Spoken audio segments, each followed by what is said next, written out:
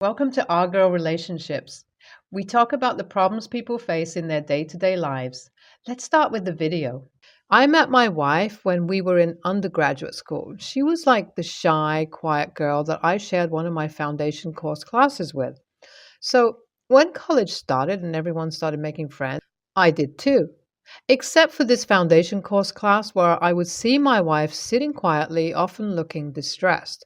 So, after contemplating if I should approach her or not after a couple of weeks, I asked my friends to ensure that it doesn't come off as creepy or anything. And after getting a sort of thumbs up from most of the people I talked to, I decided to go on and speak to her. To my utter surprise, the quiet, shy girl who I thought was the complete opposite to me turned out to be just like me. Our likes and interests matched at completely different levels, and it felt like I had just met my soulmate.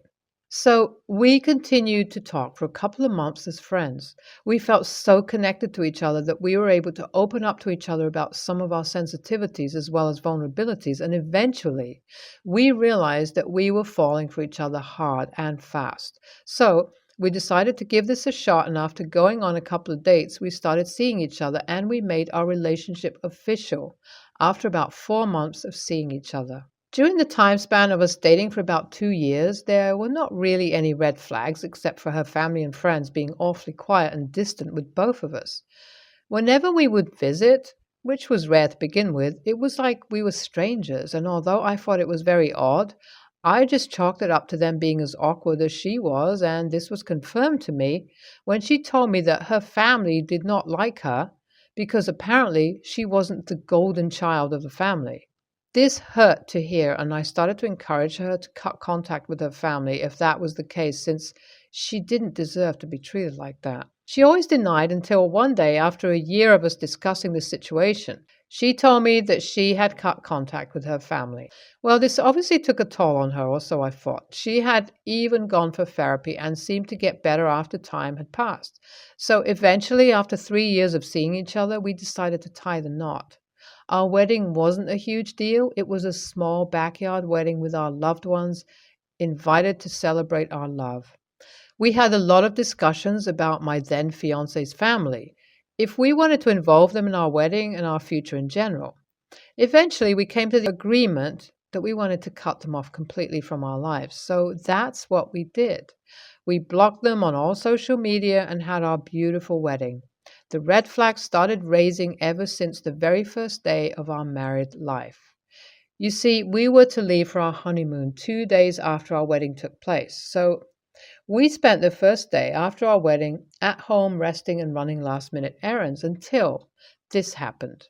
You see, randomly around 8 p.m., a woman knocked on our door hysterically. It was like she was wanting us to open the door because she was in great trouble. So that's what I did, thinking it was probably someone we knew, but as it turns out, it wasn't, or so I thought. The lady who stood outside looked like she was a mess. She wasn't dressed neatly, lacked basic hygiene, and just looked miserable in general. This woman kept begging for me to let her in. Even when I kept asking her what was wrong, she just kept saying how she would explain only if I let her in. Now, I don't know about you all, but that was a bit of a red flag for me. The fact that she was so desperate to come inside just felt a little off to me. Even trying multiple times to speak to her, the outcome was pretty much the same. This reaction of hers worsened as my wife walked in to see what all the commotion was about. And as soon as the woman saw my wife, she became awfully quiet. Now that I think about it, my wife's reaction to seeing her was off too. It was like her face had turned white out of fear, and like she knew this person for a long time but didn't say anything.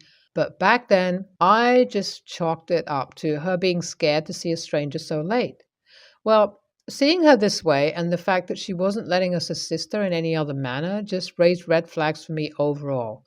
I just apologized to her, gave her a little bit of cash that I had so that she could eat, and I just shut the door. I never saw that woman after that, nor heard of her from my wife. We went on our honeymoon and started our married life from there on. Flash forward to now. It's been about 5 years since we have been married. Our marriage has been as okay as it can be. A lot of issues arose between us during this time period, and my wife and I have been working on them through marriage counseling, or so I thought. I honestly did not expect months and months of marriage counseling to go down the drain after one meeting with her family. Yes, the same family we cut contact with because apparently she was being treated poorly for not being the golden child. Well, this is how it all played out. One day at our regular marriage counseling sessions, my wife, out of nowhere with no prior discussions, revealed that she had been in contact with her family since the past 1 year out of our 5 year long marriage. This instantly raised red flags for me as she even talked about how she met them multiple times throughout the year, which meant that she obviously had lied to me about her whereabouts. This sparked an argument between us, and as we were in the midst of solving that, she also told me how to compensate for the time her family couldn't spend with me. She had invited them to meet me. I'm not sure why, but all of this raised major red flags for me. But after discussions with our therapist, who agreed that my resentment towards her stemmed from me missing out on time to spend with her family. So last week was the first time I met her family, and oh boy, I would have never guessed that the surprise guest would drop this bombshell on me. So this is how it all went down. My wife's parents and some of her other relatives came over. Along with them, I was surprised to see a girl almost the same age as my wife and I. This girl looked fit, well dressed, and pretty identical to my wife and her parents. She was also pretty quiet throughout the ordeal, so I didn't have the opportunity to talk to her until my wife's parents encouraged us both to go outside to talk and apparently catch up. I was really confused as why would I want to catch up with someone that I don't even know in the first place? Well, my wife instantly turned awkward and nervous, and her parents had a look that said that they were implying that they wanted to have a private discussion with her. So I decided to just go along with the stranger and have catch up with her as suggested. We started to talk, and after some initial awkward exchanges and hearing her voice, it clicked to me that she was the same person that had turned up at our door, but still, to be on the safer side, I decided to stay quiet and not say anything, but I knew I had to keep the conversation going, so I asked her what her name was. This shocked her and almost offended her as she started to ask me if my wife hadn't told me about her. I said no, and her reaction that said, "thought so," immediately raised red flags, and the flags just kept getting redder as she started speaking more and more. She started off by confirming that she was indeed the same person who had come begging for my help. The confirmation shocked me, and I asked her what had caused her to become so miserable. Her answer shocked me as she told me that if I wanted a short answer, it was my wife, Aka, her sister, who caused her condition to become like this. She continued by saying that it all started when they were in school. Anna, my wife's sister, and my wife always had a healthy competition until high school rolled around and Anna became quite popular. This didn't fit well with my wife, and this started a one-sided rivalry from my wife's end where she would constantly try to sabotage Anna.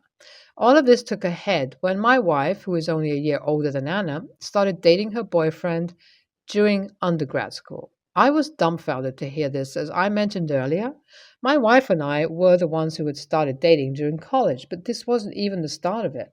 Anna went on to say that she started dating Anna's then boyfriend by bringing up false proof that he had cheated on her. My wife's family really overlooked this and just made my wife apologize to Anna. This was one of the reasons why her family had become distant to her. Well, this sort of gave my wife the green flag to start worsening her behavior to the point that one day my wife went as far as to hide drugs in Anna's room during a family holiday. So when their mom found it in her room the next day, Anna was disowned by her family and kicked out of the house for a couple of years. By the time Anna reached this part of the story, I was dumbfounded. It was like everything made sense, but at the same time, it didn't. It clicked to me why my wife had told me that she cut off her family, why none of them were invited to our wedding, why Anna had come begging on our door to ask for help and couldn't recognize me and everything else in between. It was like my life had come crumbling down and I was in denial. So Anna continued talking and told me that although I might not believe her, she strongly suggested that I leave this marriage as she is quite literally 100% sure that my wife is still having an affair with her ex. I couldn't accept nor deny this reality. I mean, how could I believe someone I had just met over my wife? But at the same time, how could I believe my wife who had lied to me time and again? Anna and I continued to talk, and oh boy, hearing her felt like she had already made an escape plan for me. And honestly, if what she's saying is true, then it definitely makes sense as to why. Well, we spent 2 hours talking while my wife seemed like she was having a serious conversation with her parents and relatives. Neither Anna nor I had an idea as to what they were really talking about, but regardless, I just thanked her and told her I needed time to think about everything before I took a solid step. She was extremely understandable and told me that she was there for me. So after my wife was done talking to her family, we all had lunch and they left. Ever since then, I have tried to poke around and ask my wife questions around the situation.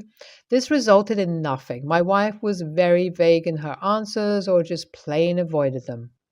This didn't help, but raised more red flags.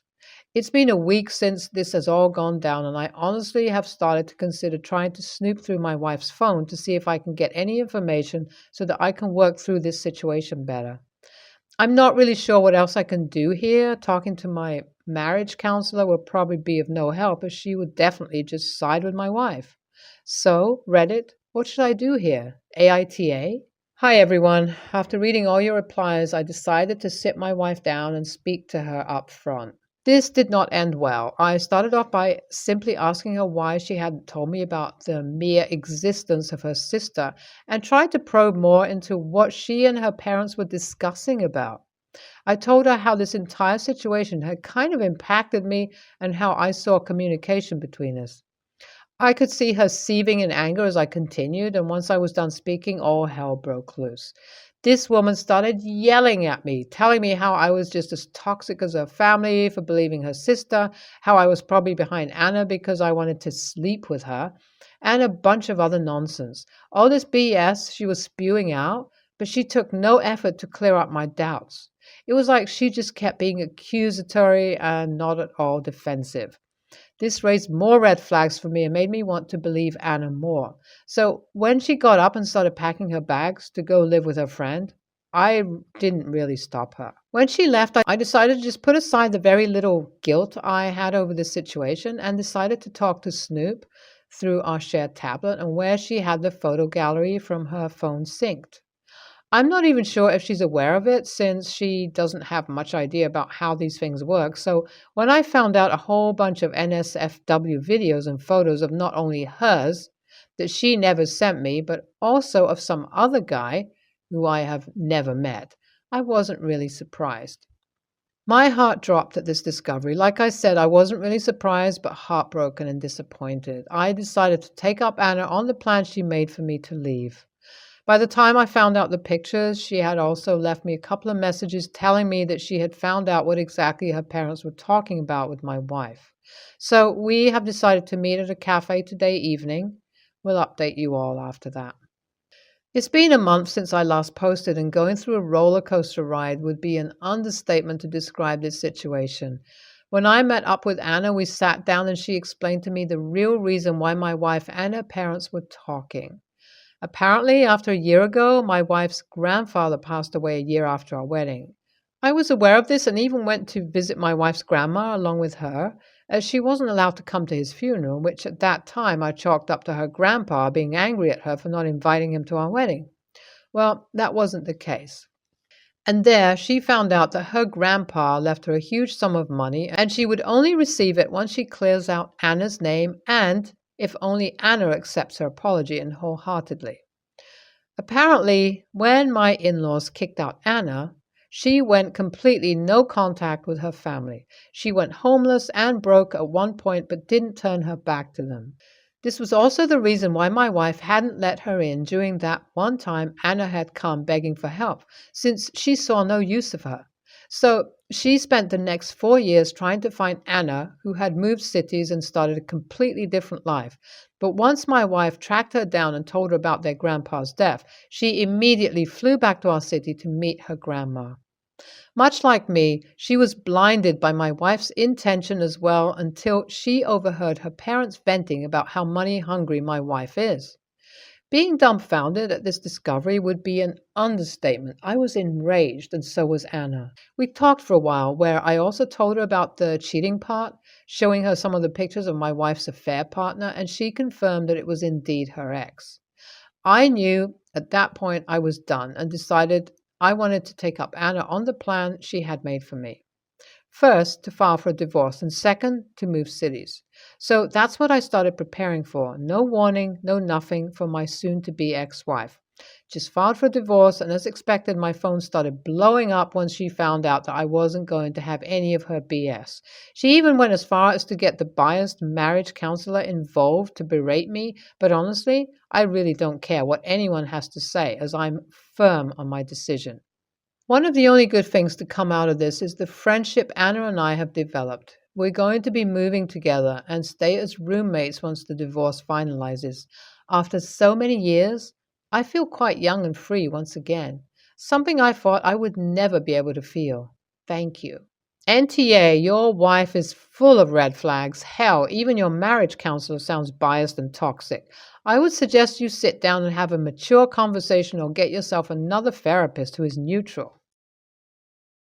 I'm a 21-year-old female, just turned 21 on the 3rd of this month, and my best friend, 23, female, got proposed to on the same day. Am absolutely overjoyed for her. She has deserved this for such a long time and finally has her dream man.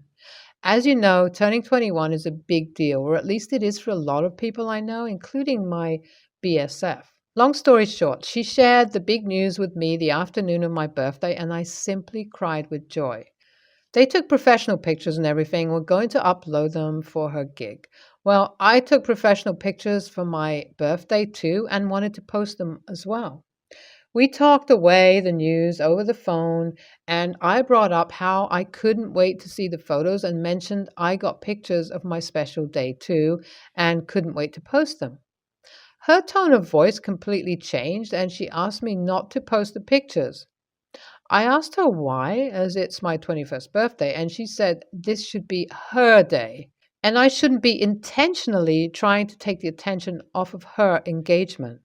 I was really confused, but told her I was going to post them anyway because it's still my birthday and it's a big deal to me.